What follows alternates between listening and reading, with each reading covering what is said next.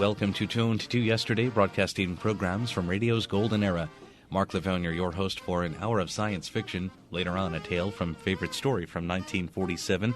But first, it's a broadcast of Proudly We Hail called A Matter of Time from January 6th, 1952. Proudly We Hail.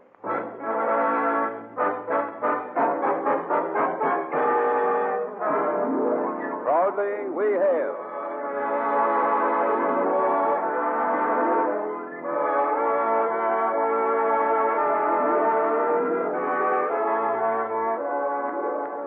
And now, another Proudly We Hail, one of radio's outstanding dramatic half-hours, transcribed coast to coast in cooperation with this station and presented by your Army and your Air Force. From Radio City, New York, here is your host and star on Proudly We Hail, the distinguished star of the theater, screen, radio, and television, Conrad Nagel.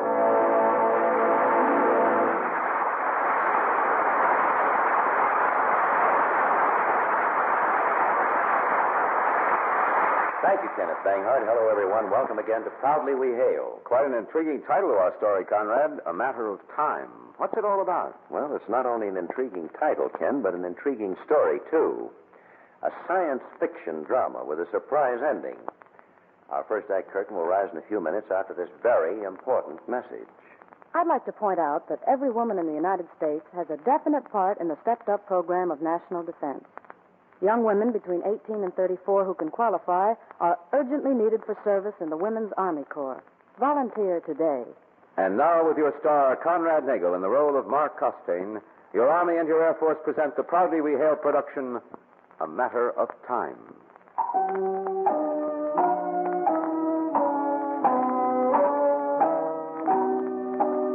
Time, the riddle of the universe, the track on which the film of our lives passes. Time, a dream, a miracle. Time, like the strong flow of a river, moving. But to where? To reach out and stop time. Yes, to stop it, chain it and tame it, and then turn it around and trace its course back through the ages. Such has been the dream of some men. But it took the genius of Dr. Philip Rutledge to make it more than a dream.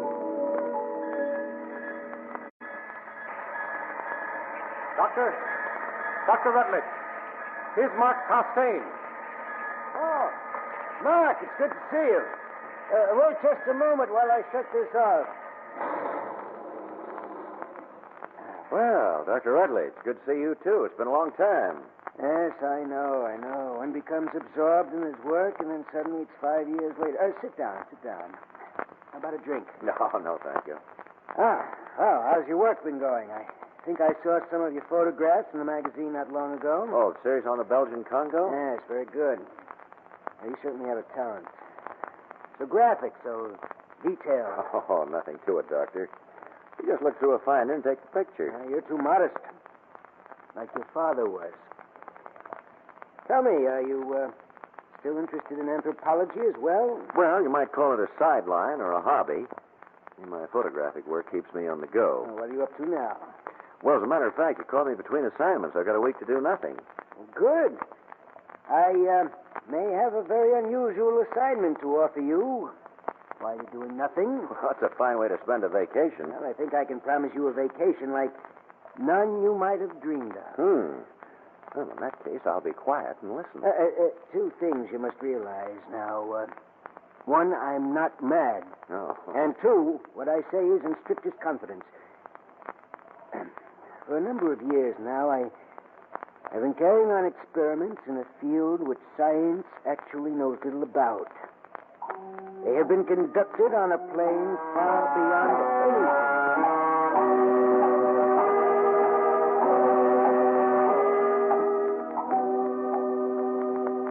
Well, I think that explains it in brief. I haven't gone into detail because I'm sure your knowledge in the field is limited to the ticking of a clock. Well, be that as it may. It's not the simplest thing in the world to digest.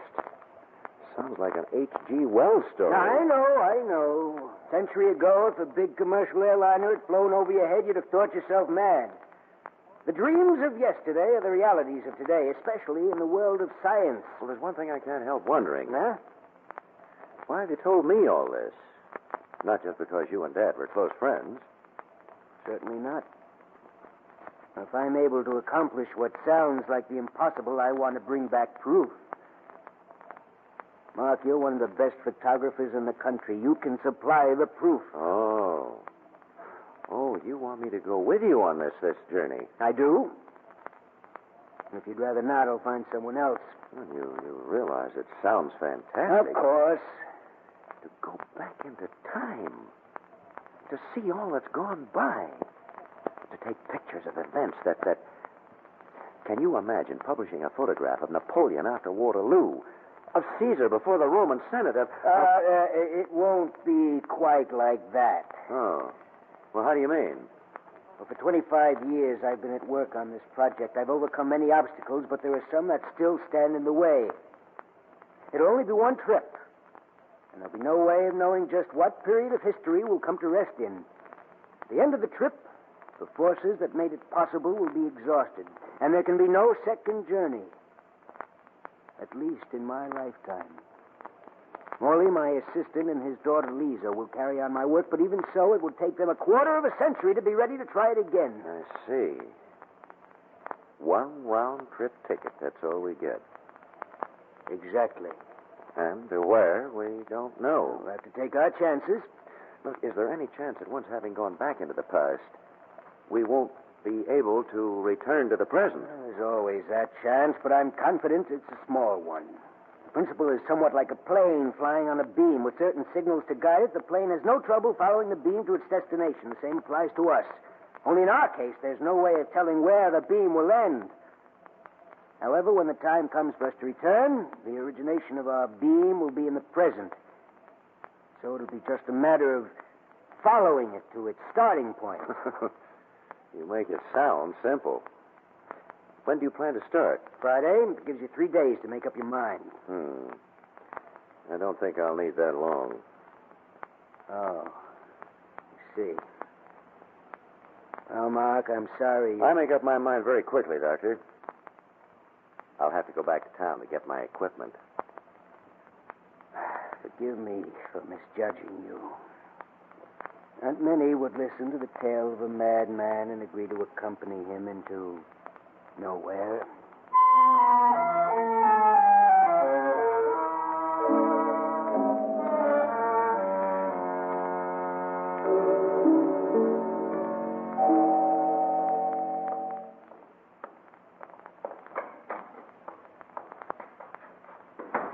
Oh, I beg your pardon. You needn't.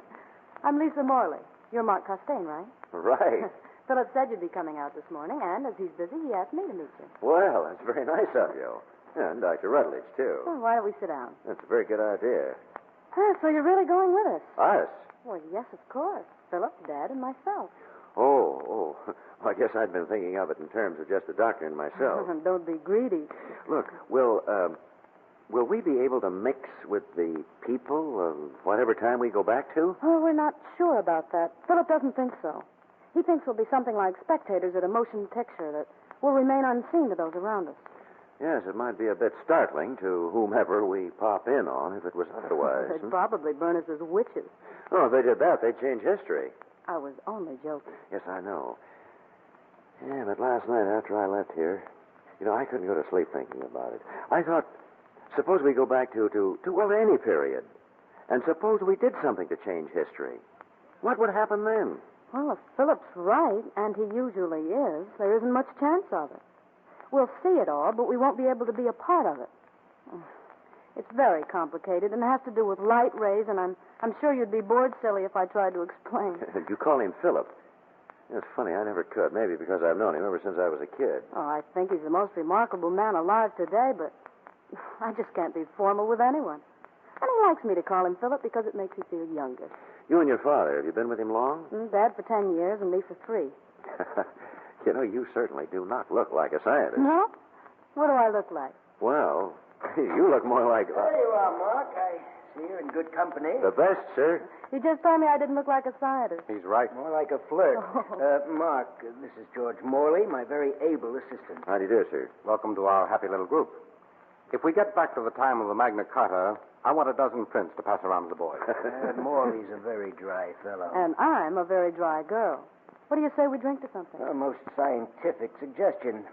I'll gather the necessary chemicals, then we'll show Mark the time chart.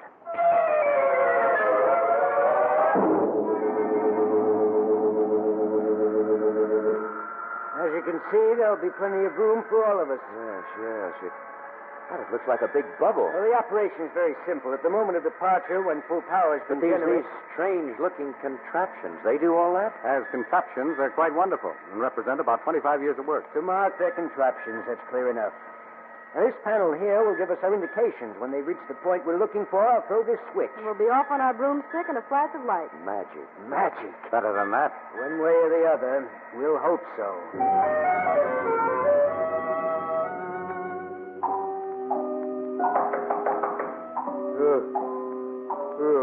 What? Oh. Wake up, Mark. Time to get ready.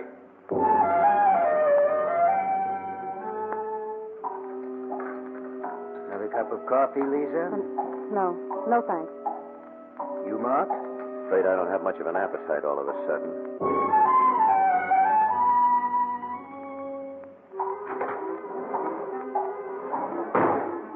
Turn on the dynamos, George. Right? Mark, you and Lisa might as well climb aboard. Sit in these two seats. Strap yourselves in. Make sure the harness is snug. Right.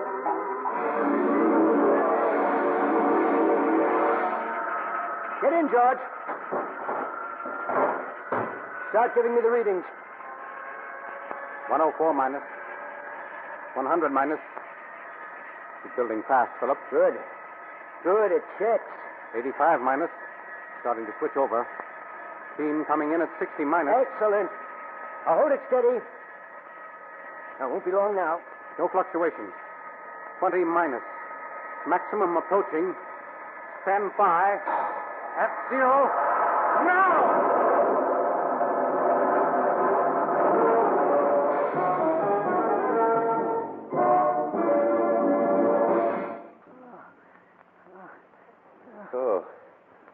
Oh, my head. Dr. Rutledge. Dr. Rutledge, you all right? What? Yeah. What happened? I'm not sure yet. Here, drink this. See to the others. See if they're all right. Miss Morley. Lisa, you all right? What hit me? Here, drink this. Can't see out. Wind is all fogged up. I'll rub this one off. Here. Try some of this, Morley. What do you see? We're in some kind of jungle. It looks prehistoric.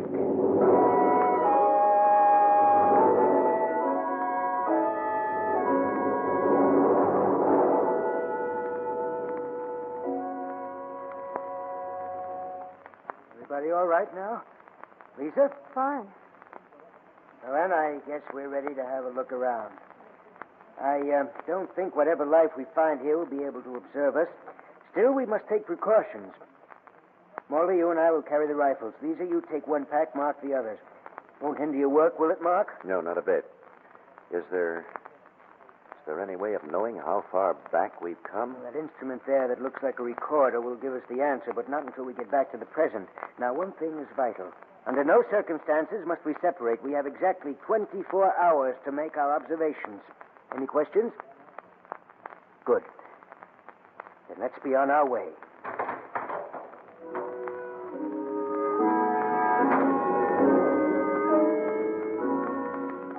I don't think we'd better go far, Philip. It's awfully thick. Morley, we'll try to collect as many different specimens as we can. Be sure to stay close to the machine. It'll be dark soon. Before the light gets too bad. I want to look through there. I won't go far, but... Look in the sky. Those birds. Get them, Mark. Fantastic. Idiots like huge bats. They certainly move fast enough. Well, I'll see you all a little later. Don't go too far, Mark. I'll go along with him to make sure he doesn't. All right. But watch your step. Even though it appears we can't be seen, we don't want to stumble into anything. Yeah, take this compass. Hey, haven't you noticed? Compasses don't work in this never land.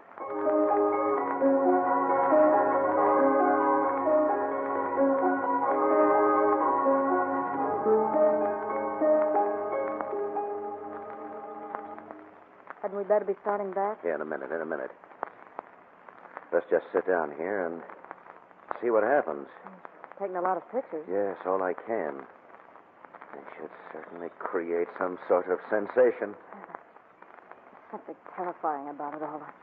I feel like screaming. Are we really sitting in a prehistoric jungle that grew 50,000 years Well, ago? don't you think it would have been just as frightening to have found ourselves in a more civilized time, say the Golden Age of Greece?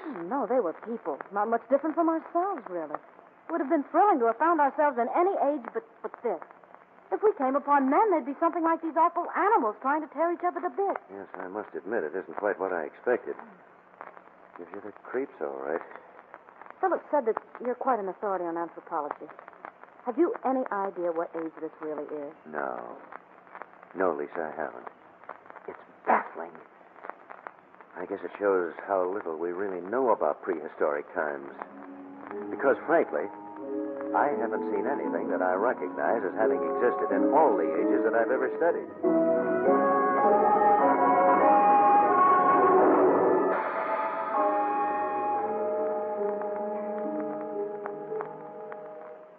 I can't understand it. Who ever heard of a jungle that was quiet after dark? It's an eerie kind of quiet, like it's waiting. If only we hadn't come back so far. You've accomplished the impossible. You mustn't feel badly, old man. One time's as good as another. Even with the specimens you've collected and the pictures I've taken, I'll wager you won't find many who will believe us. Let them think what they want. We'll have the proof. You said we had to leave before 24 hours were up. Why is that? The beam we traveled on will start fading then. It'll fade rapidly at its source, and the more it fades, the farther we'll be from the present. If we left a second late, we wouldn't get all the way back. And if we don't get back, we'll be lost in a kind of time vacuum all the rest of our lives. Like ghosts who can see but can't be seen.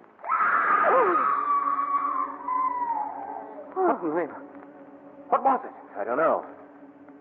It didn't sound like an animal cry to me. It sounded human.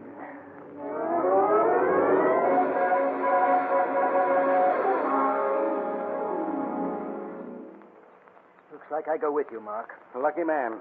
I always get the short straw. You and I'll hold down the fort, Dad. Shoo the dinosaurs away. All right, to be on the safe side, I think we should return to our starting point at the 23rd hour of our stay. And that leaves us a total of 6 hours in which to do our exploring. However, to be on the safe side, we'll make it 5. If we're not back here by 10 o'clock, start sending up those flares. If we should run into trouble, we'll do the same. Please don't run into any, and please don't get lost. Well, Doctor, what do you make of it? I don't know. I just can't believe. But they look like ruins, man-made. If only we had more time, we could try and get a better look at them. Too overgrown. It doesn't make sense, Mark. No, none of it seems to. But our knowledge of these times... Mark, there by that clump of bushes. What? No, it can't be. Get pictures, quick. There are 3 of them. No, 4. Move closer. There they go. Hurry. Watch that ditch. Oh! Dr. Rutledge! Never mind me. Go on after them. No, I could never catch them anyway. They ran faster than we could. Doctor, are you hurt? I twisted my ankle. Here, let's have a look. Did you get any pictures? Yes. But I don't know whether I'll believe them myself. They couldn't have been any more than 3 feet high. And they were human beings of some sort.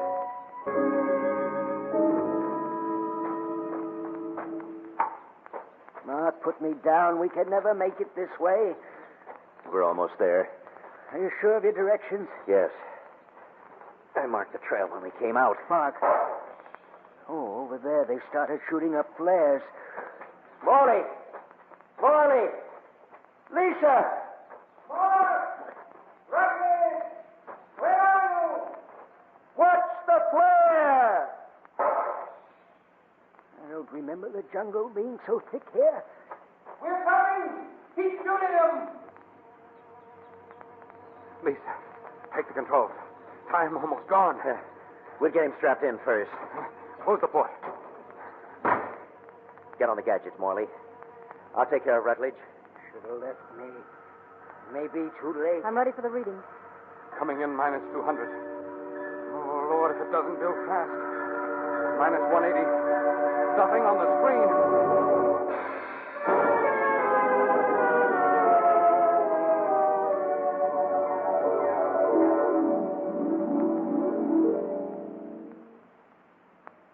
Open the port, Lisa. Are we in time? Yes. Right back where we started. Oh, thank heaven. Thank heaven. Yes. We got to get a doctor for Rutledge quick. He's in bad shape. Here, give me a hand.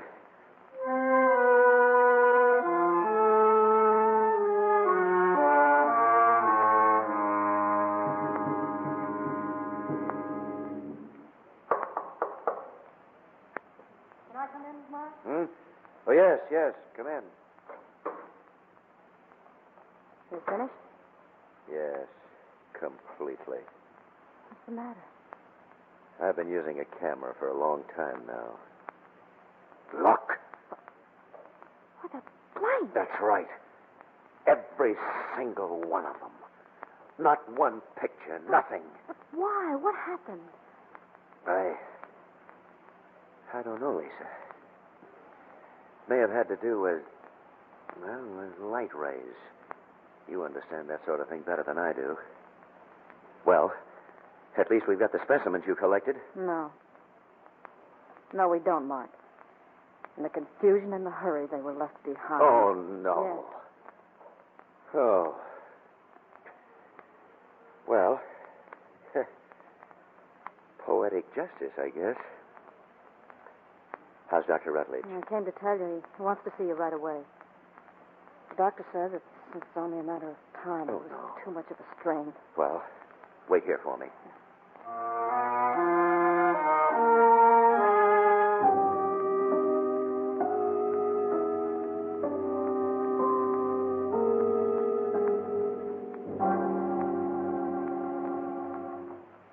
That you, Mark?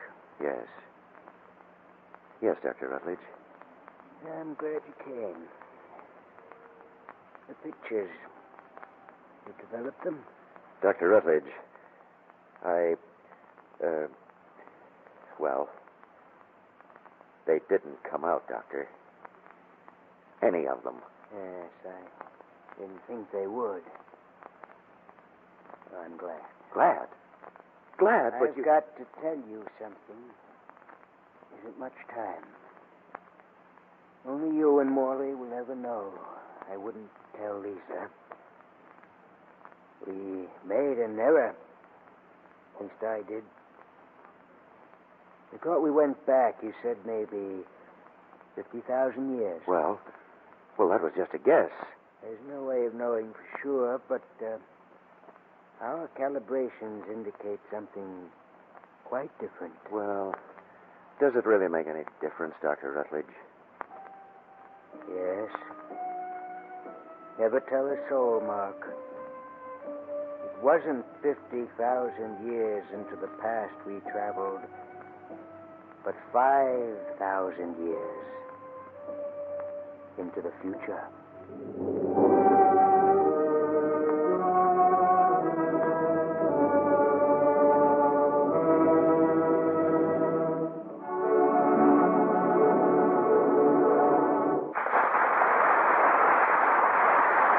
This has been another program on Proudly We Hail, presented transcribed in cooperation with this station by the United States Army and the United States Air Force Recruiting Service.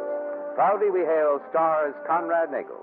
This is Kenneth Banghart speaking, and here again is your host and star, Conrad Nagel. Friends, we hope you'll join us next week over this same station for Proudly We Hail for A Tale of the Orient, entitled Passage to Bombay, a most mysterious story with some very mysterious people.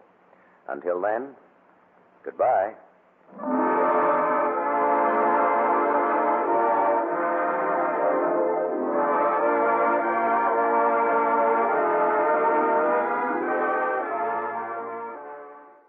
Proudly We Hail on Tuned to Yesterday from the 6th of January, 1952, an Army syndicated broadcast. This is an hour of science fiction on Tuned to Yesterday. I'm your host, Mark Lavonier. Now a story from an author considered to be one of the forerunners in what would become the sci-fi genre, James O'Brien's story, The Diamond Lens. This was first published in 1858 and dramatized on the Favorite Stories series in a syndicated episode from September 20th, 1947. This is Ronald Coleman, inviting you to radio's most dramatic half hour. Favorite Story.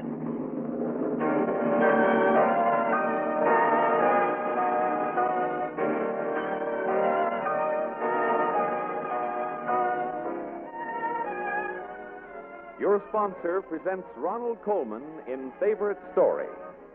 Your sponsor is proud to bring you America's most distinguished actor, Mr. Ronald Coleman, as the host and narrator of this Favorite Story series. Some of the outstanding personalities in America have assisted your sponsor and Mr. Coleman in selecting the exciting dramas which your sponsor will present on Favorite Story. In the weeks to come, you'll hear the story choices of Bing Crosby, Ingrid Bergman, Fred Allen, Shirley Temple, and dozens of others. And now at this point, after your sponsor has presented his opening commercial message, we introduce Mr. Ronald Coleman, who will tell us about tonight's favorite story. Did you ever hear a piece of music composed for 80 symphony musicians and 4 airplane engines? Well, there is such a symphony, and the man who startled the world with it is the same man who chose this week's favorite story. He's one of the century's most brilliant modern composers, the famous bad boy of music, Mr. George Antile. The story Mr. Antile picked as his favorite is one of the maddest fictions ever dreamed for the literary mind. And when you've heard it, I think you'll agree. It's a fantastic yarn about science and insanity. James O'Brien wrote it, and William Conrad is going to play the leading role. For all of you who love the amazing and the bizarre, here's George Antile's favorite story, The Diamond Lens.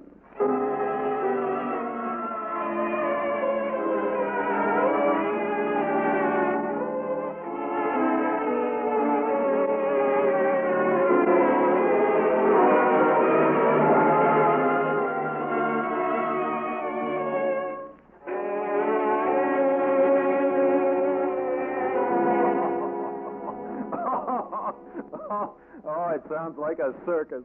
This fellow Lindley's lecture ought to give us the biggest laugh of the year. What's so funny about Professor Lindley? The old fellow's crazy. Cracked on the subject of submicroscopic animula. Look, when he comes to the question and answer period, ask old Lindley if he believes there are any worlds of life beyond the reach of the most powerful microscopes. See what he says.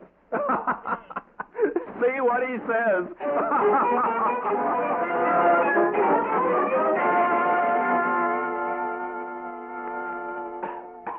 And now, students, we have a few moments left before the end of the lecture period.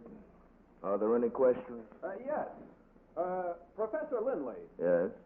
Do you believe that living creatures exist beyond the magnifying limits of our best microscopes? Why do you ask that question? Well, I've heard, sir, that you hold definite opinions about subvisual life. I do indeed. Professor, what forms do you believe these creatures take? Human, sir. They have a definitely human form. You may laugh. Others have. But I swear to you that there exists in every drop of water a universe that you dream not of. Other scientists tell you of atoms, of electrons rotating planet-like within these atoms. All this only guessed at, never seen by the human eye. But I tell you, these electrons, like our Earth, have life upon their crusts. And I tell you that this life is human. How do you know these things, Professor? How do I know? Because I have seen them.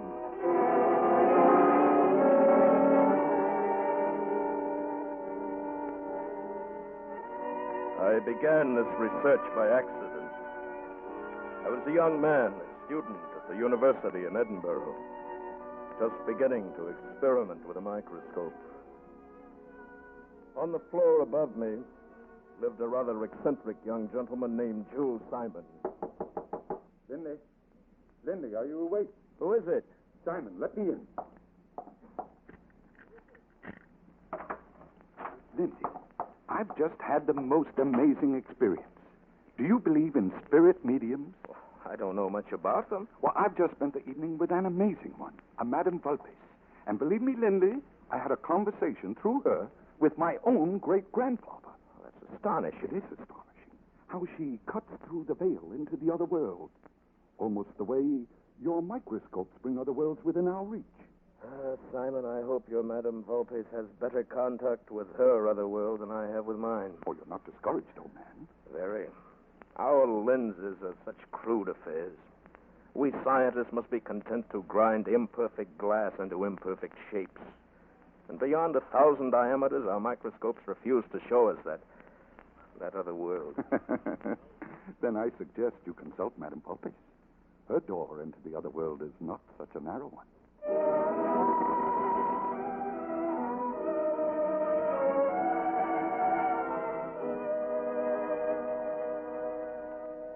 You come for a communication, Professor Linley.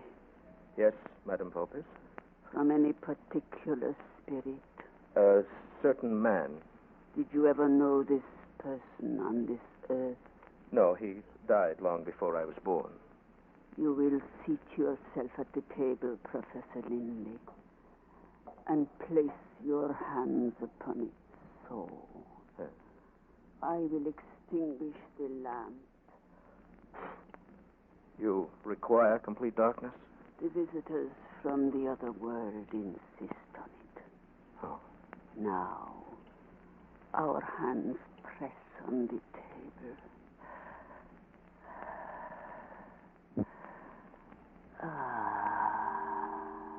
They are strong tonight.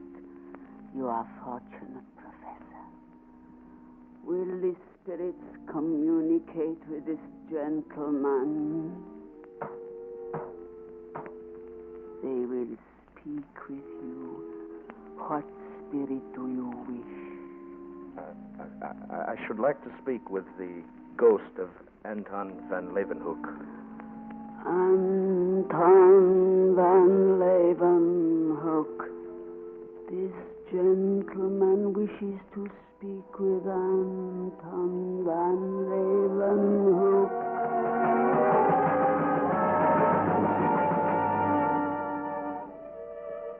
Who calls me? Good Lord. Are you Anton van Leeuwenhoek? I am. The same Leeuwenhoek who invented the microscope? I am he. Sir, I am a lens maker like yourself. Tell me, can the microscope be brought to perfection? It can. And by you. But how? I've racked my brain. For the love which you bear to science, please help me. A diamond A diamond? of 140 carats submitted to electromagnetic currents for a long period Yes? will experience a rearrangement of its atoms. And if you pierce that stone through its axis, you will be able to grind the universal lens. Will great discoveries come from such a lens? So great that all which has gone before is nothing. Now I am called. I must go. I must go.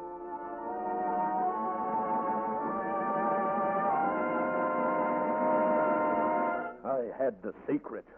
It was logical, intensely logical.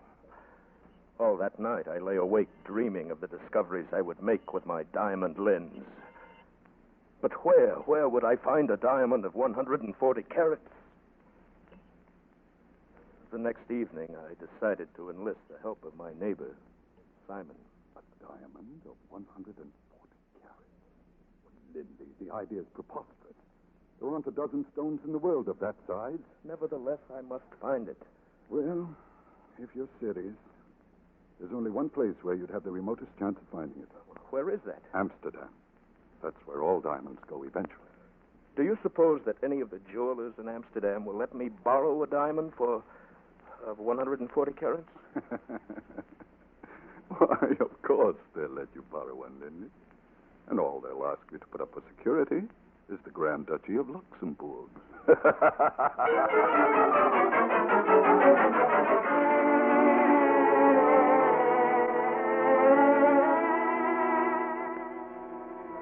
Everyone laughed at me, even as Simon did. But the thing had become an obsession. I must build a microscope with a diamond lens.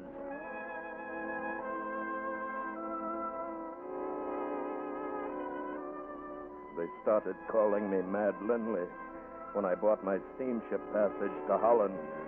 Perhaps I did seem mad to travel in steerage on the mission of a millionaire.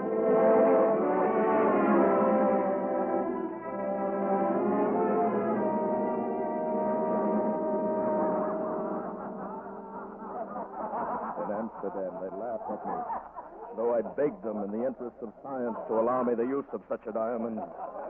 I had no fortune, no patron, nothing but a few guineas and a fantastic theory. And at last I gave up, bought my passage back to Scotland on the next steamer and went back to my lodgings to pack my trunk. There was a folded slip of paper underneath my door. Professor Linley, if you desire to find what you seek, come tonight at midnight to the yellow brick house on the Borneo Strat.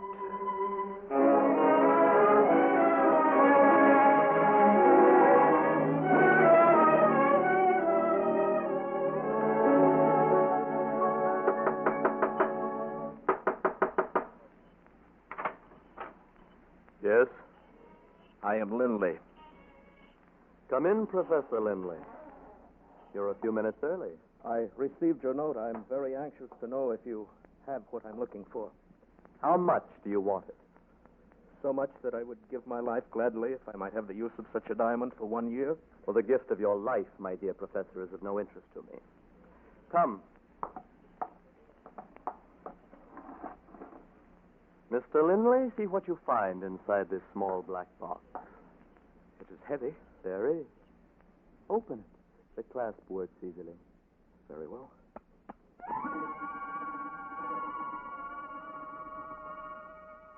I call it the Eye of Morning. How did you get it? Is that any concern of yours? I must have it, sir. It is yours. Mine? With the payment of £1 million. Where would I get such a sum? Well, if you want this gem as much as I think you want it, you will find a way.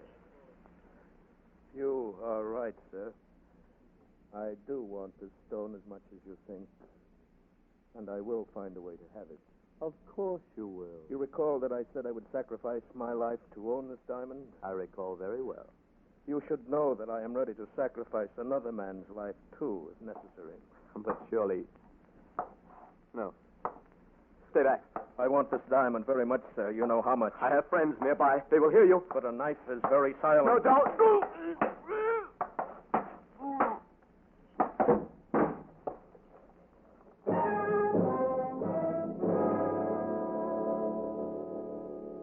When the Amsterdam police found a man knifed to death in a yellow brick house on the Borneo Strat, I was already on board my steamer bound for Scotland. And after all, why should they suspect Mad Linley? There were no witnesses. Oh, yes, there was one. One eye which observed all that happened. The Eye of Morning.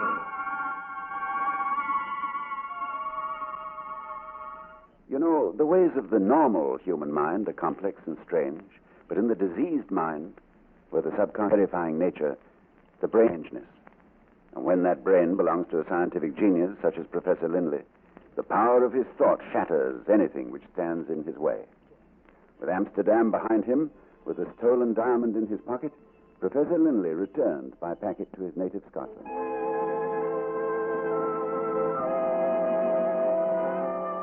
Back in Edinburgh, I hurried to my room and closeted myself with my prize.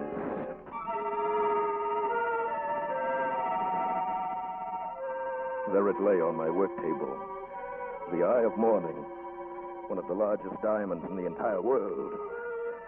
Clamping an optician's loop in my eye, I scanned the inside of the gem. I waited. Exactly 140 kept my good fortune, my cleverness.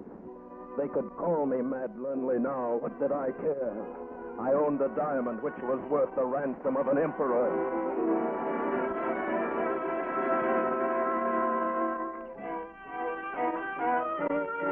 I set to work.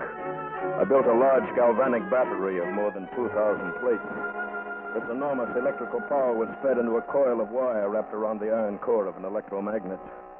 And in a powerful field between the poles of this magnet, I placed the Eye of Morning.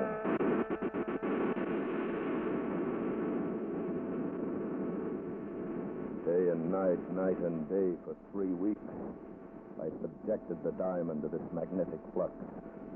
Of course, I could not sleep. My eyes almost never left the gem. It seemed to grow in luster and brilliance. And to my amazement, when there was no light at all in the room, the diamond shone of its own luminescence with a ghostly blue lavender glow. At last, I calculated the molecular rearrangement of the diamond should be completed. I cut off my electrical switches.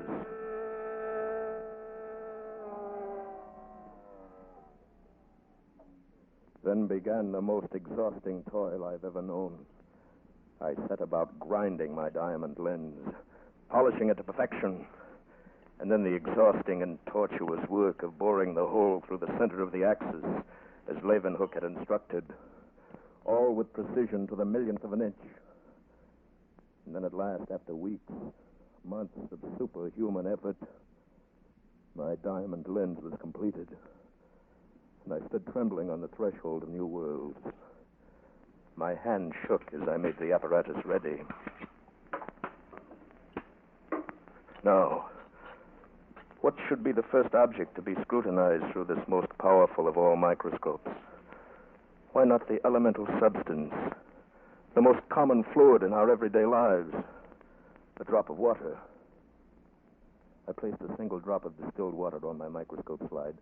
Then I covered it with a thin film of turpentine to prevent rapid evaporation. I adjusted my lamp, and with a strange mixture of anticipation and dread, I looked through the eyepiece of my diamond lens.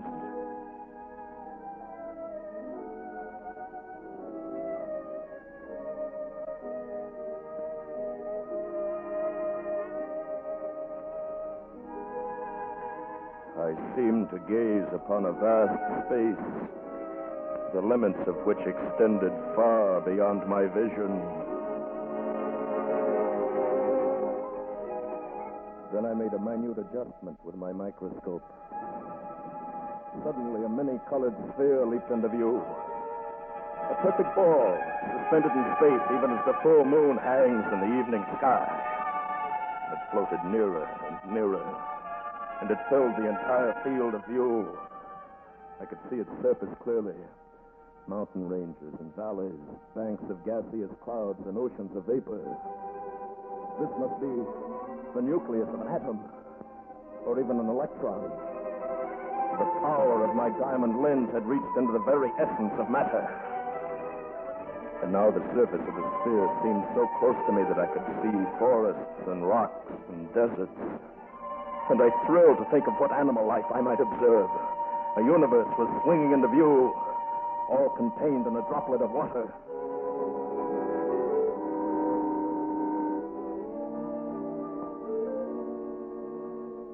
My microscope now peered into a greenish glade. I thought I saw a moving shape. Anxiously, I waited for a clearer view. Would it be some animal, some giant insect, a reptile, or something hitherto unknown? At last, the gauzy veils of cloud foliage vanished, and I gazed upon a woman.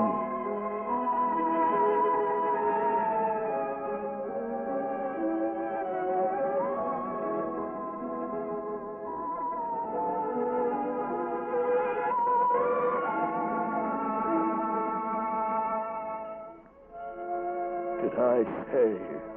A woman? She had the outlines of humanity, but there the resemblance stopped.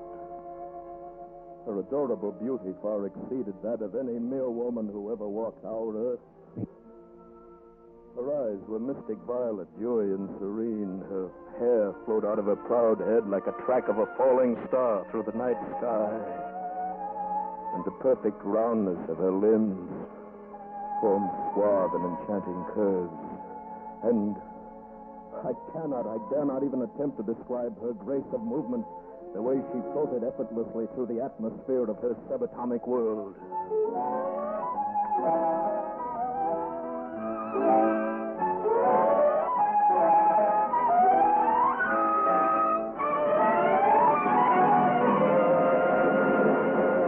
You think I am mad, insane. You, in the smug complacency of your logic, think I dreamed I saw this lovely creature. Well, you lie. Because you yourselves have never had the ingenuity, the industry to make such a microscope. Because you have never heard of such things, you dismiss them. Is it so incredible that there might be other universes within ours? Is it preposterous that a drop of water resting on a microscope slide might contain a whole Milky Way system of planets, constellations, and galaxies? And is it beyond belief that a shrewd scientific investigator like myself might peer into this minute system and see a living creature? My friends, even as I speak to you now, some supergigantic scientist with eyelashes light years long may be depositing our universe contained in a drop of water on his microscope slide. He may be adjusting his diamond lens to peer in astonishment at you, madam. And he may be falling in love with you. Is that madness?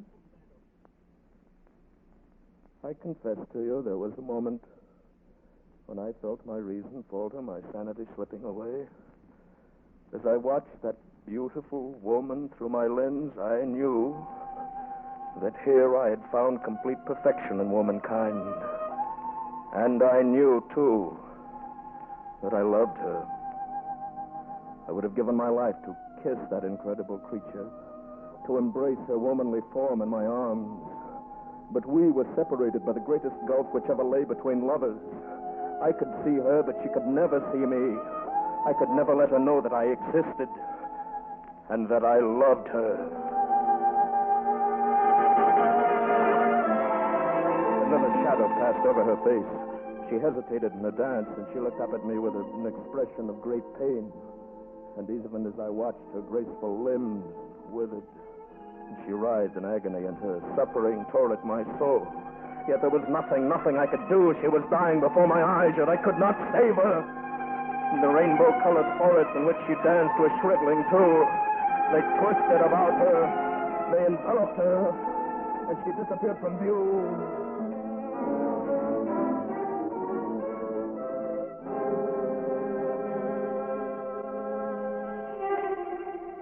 I looked down at the stage of my microscope, and the glass slide was still there. But the drop of water was gone, and the whole universe which held my exquisite dancer had evaporated into the night air.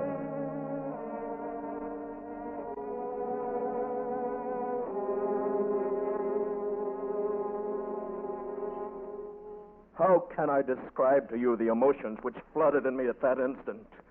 Despair at my loss such a man has never known.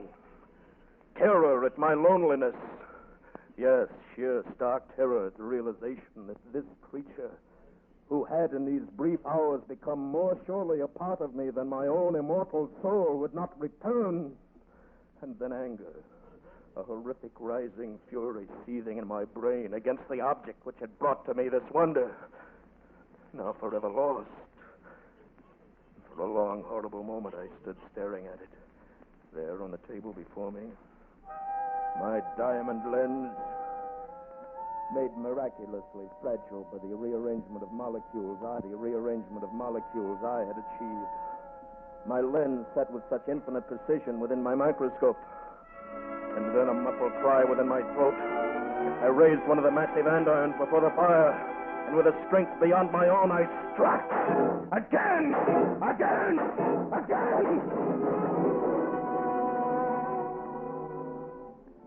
And at last, there on the floor beneath my feet were but shattered remnants of the object of my hatred, my diamond lens.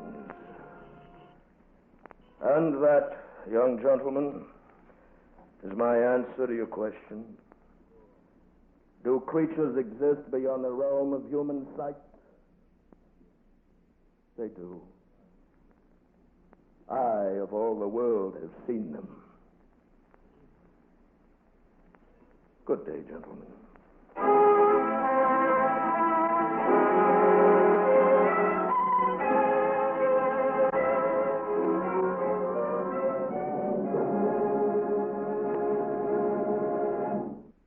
There you have it. The Diamond Lens, the scientific nightmare of a somewhat unrecognized talent in American letters, James O'Brien. Favorite Story on Tuned To Yesterday from September 20th, 1947, a syndicated broadcast. And that wraps it up for this hour of science fiction on Tuned To Yesterday. Be sure to be with us next time for more great programs from radio's golden years. Until our next hour together, I'm Mark Lavonier. Thanks for listening.